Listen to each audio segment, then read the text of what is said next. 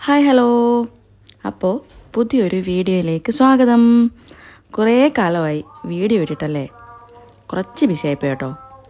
ഇതെൻ്റെ ഒരു day start ചെയ്യുന്ന വീഡിയോ ആണ്. ഞാൻ രാവിലെ 4 മണിക്ക് എഴുന്നേക്കും. കുട്ടിയൊക്കെ ഇവിടെ വെക്കേഷൻ ആയതുകൊണ്ട് എനിക്ക് രാവിലെ ഫ്രീ ആയിട്ട് ഒരുപാട് സമയമുണ്ട്. എസ്പെഷ്യലി ഈ വീഡിയോ എടുത്തിടെ എക്സ്ട്രാ കുറച്ചധികം സമയം കിട്ടി. കാരണം എനിക്ക് ഫുഡെല്ലാം ഇന്നലത്തെ ഇരിപ്പുണ്ട്, ബ്രേക്ക്ഫാസ്റ്റും ലഞ്ചും എല്ലാം ഇരിപ്പുണ്ട്. ഇന്നൊരു തോരൻ മാത്രം ഉണ്ടാക്കിയാൽ മതിയായിരുന്നു. അപ്പം ഇന്നാണ് വീഡിയോ എടുക്കാൻ പറ്റിയ നല്ലൊരു ഡേ എന്ന് തോന്നി. ഇന്ന് ഞാൻ നിങ്ങളോട് പറയാമെന്ന് കരുതിയത്, ഞാൻ ഏർലി മോർണിംഗ് എഴുന്നേൽക്കുന്നത് കൊണ്ട് എനിക്കുണ്ടായ ബെനിഫിറ്റ്സാണ് ഈ വീഡിയോയിൽ ഞാൻ ഉൾപ്പെടുത്തിയേക്കുന്നത്. 4 മണി തൊട്ട് 7 മണി വരെയുള്ള എൻ്റെ ടൈമാണ് ഈ വീഡിയോയിലുള്ളത് കേട്ടോ. ഇന്ന് ഞാൻ നമ്മുടെ വിഷയത്തിലില്ലാത്തൊരു കാര്യം കൂടെ പറയാൻ പോവാണ്. ഒരു പരിധി വരെ ഞാൻ ഇൻഡിപെൻഡൻ്റ് ആയത് ഇവിടെ വന്ന ശേഷമാണ്. എൻ്റെയോ ഹസ്ബൻഡിൻ്റെയോ പേരൻസിൻ്റെ ഇൻഫ്ലുവൻസ് ഇല്ലാത്തത് കൊണ്ടാണ്. അതായത് എന്നെ സഹായിക്കാൻ മറ്റാളുകളുണ്ടെന്ന് കണ്ടാൽ എപ്പോഴും മറ്റുള്ളവരിൽ ഡിപ്പെൻഡായിരിക്കും. പക്ഷേ ഇവിടെ വന്ന ശേഷം എനിക്ക് എൻ്റെ കാര്യങ്ങൾ ചെയ്യാനും കുട്ടികളുടെ കാര്യങ്ങൾ ചെയ്യാനും ഞാൻ മാത്രമേ ഉള്ളായിരുന്നു. സോ അതുകൊണ്ട് തന്നെ ഞാൻ പോലും അറിയാതെ ഇൻഡിപെൻഡൻ്റ് ആവുകയായിരുന്നു. നമ്മളെ സഹായിക്കാൻ മറ്റാളുകളുണ്ടെന്ന് കണ്ടാൽ നമുക്ക് എപ്പോഴും മറ്റുള്ളവരിൽ ചാരാനായിട്ട് തോന്നും. സോ നമ്മൾ സ്വയം ചിന്തിക്കണം, ഹെൽപ്പ് ചെയ്യാനില്ലാത്തൊരു സിറ്റുവേഷൻ വന്നാലും നമ്മൾ ജീവിക്കുമെന്ന്. ഞാനിത് പറഞ്ഞു വരാൻ കാരണം, ഇപ്പോൾ ഉള്ള സംഭവങ്ങൾ ന്യൂസുകളൊക്കെ നിങ്ങൾ കാണുന്നുണ്ടല്ലോ. അബ്യൂസീവായ ഹസ്ബൻഡ് കാരണം സൂയിസൈഡ് ചെയ്ത സ്ത്രീകളുടെ. നമ്മളൊരു ജോലി ഉണ്ടെങ്കിലും ഇല്ലെങ്കിൽ പോലും 100% ഒരാളിലും ഡിപ്പെൻഡഡ് ആകരുത്. അമിതമായി ഒരാളിലേക്ക് മാത്രം ഫോക്കസ് ചെയ്ത് ചുരുങ്ങരുത്. നമ്മൾ ഹസ്ബൻഡിലോ അല്ലെങ്കിൽ ബോയ് ഫ്രണ്ടിലോ മാത്രമായി എല്ലാ ട്രസ്റ്റും സ്നേഹവും നൽകി എൻ്റെ ലോകമേ ആ ഒരു വ്യക്തിയാണെന്ന് കരുതി ജീവിക്കുമ്പോഴാണ് പ്രശ്നങ്ങൾ ഉണ്ടാകുന്നത്. അയാൾ ഇല്ലെങ്കിലും നമ്മൾ ജീവിക്കും എന്നൊരു കാര്യം നമ്മൾ മനസ്സിൽ സൂക്ഷിക്കുക. നമ്മുടെ ലോകത്തിലെ ഒരുപാട് പേരിലൊരാൾ അല്ലാതെ ആ ഒരാളെ ലോകമെന്ന് കരുതുമ്പോഴാണ് അയാളുടെ ഭാഗത്ത് നിന്ന് എന്ത് ഇഷ്യൂസ് ഉണ്ടായാലും നമുക്ക് അയാളിൽ നിന്ന് ഇറങ്ങി വരാൻ കഴിയാത്തത്. അപ്പോൾ നമ്മൾ ഇൻഡിപെൻഡൻ്റ് ആവുക.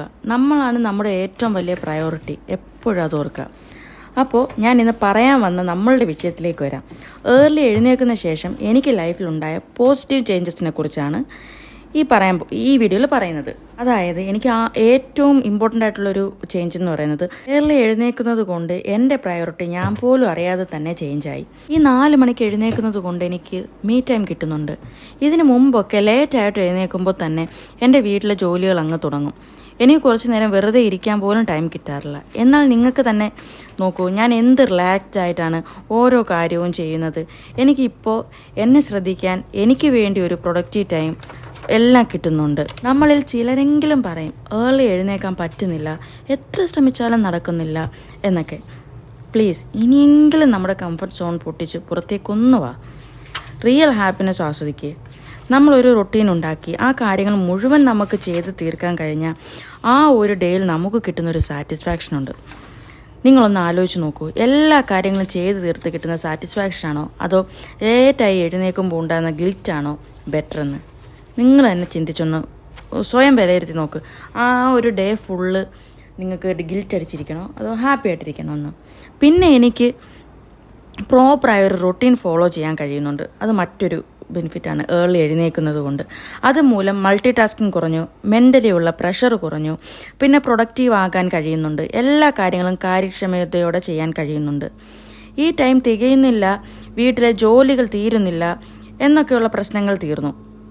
എനിക്ക് രാവിലെ 9 മണി അല്ലെ 10 മണി ആകുമ്പോഴേക്കും കിച്ചണിലെ വർക്ക് ഫുള്ള് കഴിഞ്ഞ് ക്ലീനിങ് കഴിഞ്ഞ് ഫ്രീ ആയിരിക്കാൻ കഴിയുന്നുണ്ട്. നമ്മൾ വേണമെന്ന് വെച്ചാൽ നടക്കാത്തതായിട്ട് ഒന്നുമില്ല. പക്ഷേ എന്ത് കാര്യം തുടങ്ങുമ്പോഴും ഫസ്റ്റ് മൂവ് അത് കുറച്ച് ഡിഫിക്കൽട്ടായിരിക്കും. കുട്ടികളായിരുന്നു നമ്മൾ നടക്കാനും ഓടാനും ജനിച്ചപ്പോഴേ പഠിച്ചിട്ടല്ലല്ലോ ഈ ലോകത്തേക്ക് വന്നത്. ഗ്രാജ്വലി സ്റ്റെപ്പ് ബൈ സ്റ്റെപ്പായിട്ട് പഠിച്ചതല്ലേ. പുതിയ ഓരോ ശീലങ്ങളും അങ്ങനെ തന്നെയാണ്, ഗ്രാജ്വലിയേ പഠിക്കത്തുള്ളൂ. ഒന്നും ചെയ്യാതിരിക്കുന്നത് നല്ലതല്ലേ, ട്രൈ ചെയ്യുന്നത്. സോ നിങ്ങൾ ട്രൈ ചെയ്യുക, നിങ്ങളെ കൊണ്ട് എഴുന്നേക്കാൻ കഴിയും. പിന്നെ സ്പിരിച്വലി 4 AM ആ ഒരു ടൈം ബ്രഹ്മമുഹൂർത്ത ടൈമാണ്.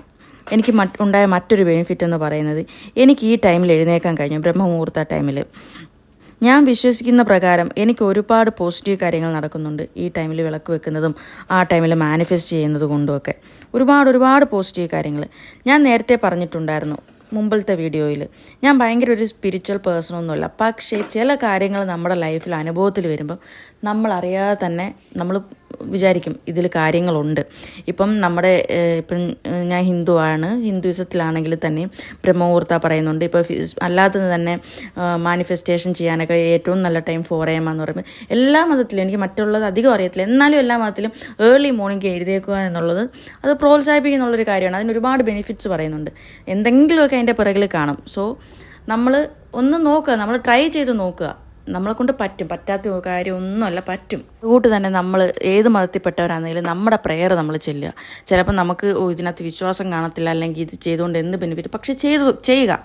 നമ്മുടെ കാര്യങ്ങളെല്ലാം ഒരു പ്രോപ്പറായിട്ടൊരു റൊട്ടീനിൽ നമുക്ക് ക്ലിയർ ആയിട്ട് ചെയ്യണമെന്നുണ്ടെങ്കിൽ, മനസ്സിലൊരു എന്താ പറയുന്നത്, ഒരു നൂൽക്കെട്ട് കുരുങ്ങിക്കിടക്കുകയെന്നുണ്ടെങ്കിലും നമ്മൾ ഈ ഏർലി എഴുന്നേറ്റ് നമ്മൾ പ്രാർത്ഥിച്ച് നമ്മൾ പുറത്തൊക്കെ കുറച്ച് നേരം നിന്ന് ആ ഒരു സൂര്യൻ ഉദിച്ച് വരുന്നതൊക്കെ കാണുമ്പോൾ തന്നെ ആ നൂൽക്കെട്ടൊക്കെ പതിയെ അഴിഞ്ഞ് നമ്മൾ കുറേ ഫ്രീ ആവും. നമുക്കിനി എത്ര ടെൻഷനാവട്ടെ, വിഷമമാവട്ടെ, കടവങ്ങളാവട്ടെ, എന്തുണ്ടെങ്കിലും ഈ ഒരു ടൈമിൽ നമ്മൾ ഭയങ്കര റിലാക്സ്ഡ് ആവും.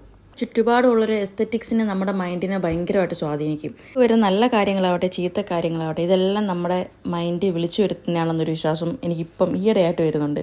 നമ്മൾ പോസിറ്റീവായിട്ടിരുന്നാൽ നമുക്ക് വരുന്നതും പോസിറ്റീവായിരിക്കും, നമ്മൾ നല്ലത് ചെയ്താൽ നമുക്ക് നല്ലത് വരും. സോ സ്റ്റേ പോസിറ്റീവ്, എല്ലാ കാര്യങ്ങളും കൃത്യമായിട്ട് ചെയ്യുക. അപ്പം ബൈ.